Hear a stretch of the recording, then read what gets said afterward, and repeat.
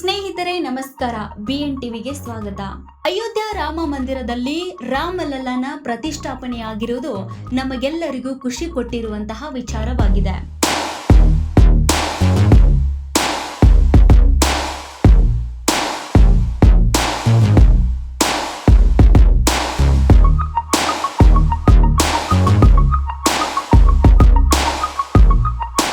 ಅಯೋಧ್ಯೆ ರಾಮ ಮಂದಿರ ಒಂದು ಹಿಂದೂ ದೇವಾಲಯವಾಗಿದ್ದು, ಭಾರತದ ಉತ್ತರ ಪ್ರದೇಶದ ಅಯೋಧ್ಯೆಯಲ್ಲಿರುವ ಶ್ರೀರಾಮ ಜನ್ಮಭೂಮಿಯ ಪವಿತ್ರ ಯಾತ್ರಾ ಸ್ಥಳದಲ್ಲಿದೆ.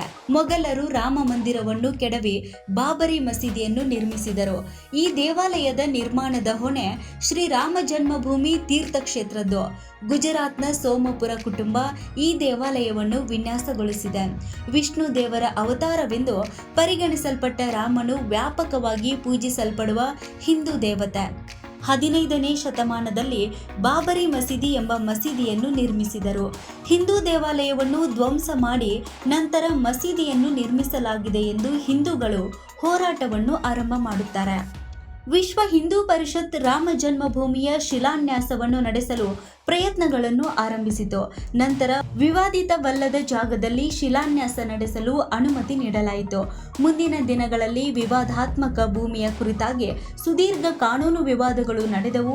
2020 ಫೆಬ್ರವರಿ 5ರಂದು ಪ್ರಧಾನಮಂತ್ರಿ ಸಚಿವಾಲಯವು ದೇವಾಲಯವನ್ನು ನಿರ್ಮಿಸುವ ಯೋಜನೆಯನ್ನು ಅಂಗೀಕರಿಸಿತು ಎಂದು ಸಂಸತ್ತಿನಲ್ಲಿ ಘೋಷಿಸಲಾಯಿತು. ಪ್ರಾಚೀನ ಭಾರತೀಯ ಮಹಾಕಾವ್ಯವಾದ ರಾಮಾಯಣದ ಪ್ರಕಾರ ರಾಮನು ಅಯೋಧ್ಯೆಯಲ್ಲಿ ಜನಿಸಿದರು. ಇದನ್ನು ರಾಮ ಜನ್ಮಭೂಮಿ ಅಥವಾ ರಾಮಲಲ್ಲ ಅವರ ಜನ್ಮಸ್ಥಳ ಎಂದು ಕರೆಯಲಾಯಿತು. 2020ರಂದು ಶಿಲಾನ್ಯಾಸದ ನಂತರ ಅಧಿಕೃತವಾಗಿ ದೇವಾಲಯದ ನಿರ್ಮಾಣವು ಮತ್ತೆ ಪ್ರಾರಂಭವಾಯಿತು. 3 ದಿನಗಳ ಕಾಲ ಸುದೀರ್ಘವಾದಂತಹ ವೈದಿಕ ಆಚರಣೆಗಳನ್ನು ನಡೆಸಿ ಶಿಲಾನ್ಯಾಸ ನಡೆಸಲಾಯಿತು. ಪೂಜೆಯನ್ನು ನಡೆಸಿ ಎಲ್ಲ ದೇವತೆಗಳನ್ನು ಮಂದಿರಕ್ಕೆ ಆಹ್ವಾನಿಸಲಾಯಿತು. ಭೂಮಿ ಪೂಜೆಯ ಸಂದರ್ಭದಲ್ಲಿ ಭಾರತದ ವಿವಿಧ ಮೂಲೆಗಳಿಂದ ಪವಿತ್ರವಾದಂತಹ ಮಣ್ಣು ಹಾಗೂ ನೀರನ್ನು ಸಂಗ್ರಹಿಸಲಾಗಿತ್ತು. ರಾಮನನ್ನು ತಮ್ಮ ಪೂರ್ವಜರೆಂದು ನಂಬುವ ಅಯೋಧ್ಯೆಯ ಮುಸ್ಲಿಮರು ಶಿಲಾನ್ಯಾಸದಲ್ಲಿ ಭಾಗವಹಿಸಿದರು. ಎಲ್ಲ ಪಂಥಗಳ ಧಾರ್ಮಿಕ ಮುಖಂಡರನ್ನು ಶಿಲಾನ್ಯಾಸಕ್ಕೆ ಆಹ್ವಾನಿಸಲಾಗಿತ್ತು.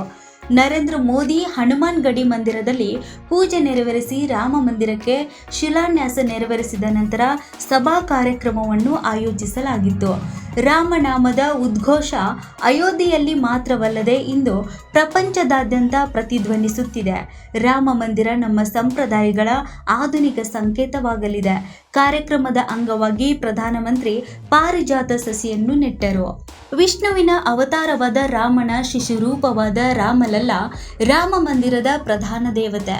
ಮೈಸೂರಿನ ಶಿಲ್ಪಿ ಅರುಣ್ ಯೋಗಿರಾಜ್ ರಾಮ ಮಂದಿರದ ಶಿಲ್ಪವನ್ನು ಕೆತ್ತಿದ ಪ್ರಧಾನ ಶಿಲ್ಪಿಯಾಗಿದ್ದಾರೆ. ಅರುಣ್ ಯೋಗಿರಾಜ್ ಅವರು ನಮ್ಮ ಕರ್ನಾಟಕದವರು ಎನ್ನುವಂತಹ ಹೆಮ್ಮೆ ನಮಗೆಲ್ಲರಿಗೂ ಕೂಡ ಖುಷಿ ಕೊಡುವಂತಹ ವಿಚಾರವಾಗಿದೆ. ಈ ಮಾಹಿತಿ ನಿಮಗೆ ಇಷ್ಟವಾದರೆ ಲೈಕ್ ಮಾಡಿ, ಶೇರ್ ಮಾಡಿ, ಸಬ್ಸ್ಕ್ರೈಬ್ ಮಾಡಿ.